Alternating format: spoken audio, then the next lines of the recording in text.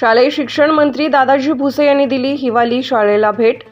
राज्याचे शालेय शिक्षण मंत्री दादाजी भुसे यांनी आज त्र्यंबकेश्वर जिल्ह्यातील जिल्हा परिषदेच्या हिवाली येथील शाळेला भेट दिली। शाळेत राबवल्या जाणाऱ्या विविध शैक्षणिक उपक्रमांची माहिती घेत शिक्षक व विद्यार्थ्यांचे मंत्री श्री भुसे यांनी कौतुक केले।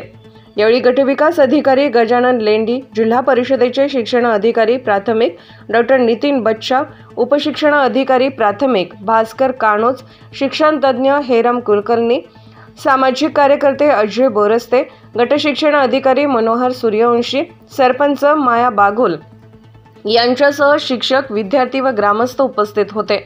मंत्री श्री भुसे म्हणाले की शाळेचे उपक्रम कौतुकास्पद आणि अनुकरणीय आहेत।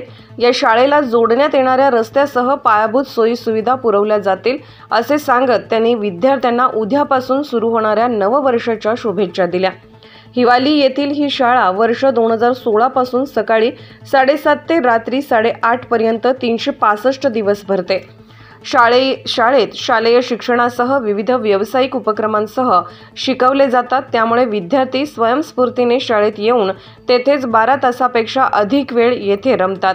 शाळेतील वर्गखोल्या विद्यार्थ्यांनी स्वतः तयार केलेल्या शैक्षणिक साहित्याची सुबकपणे केलेल्या मांडणीतून सजलेल्या आहेत।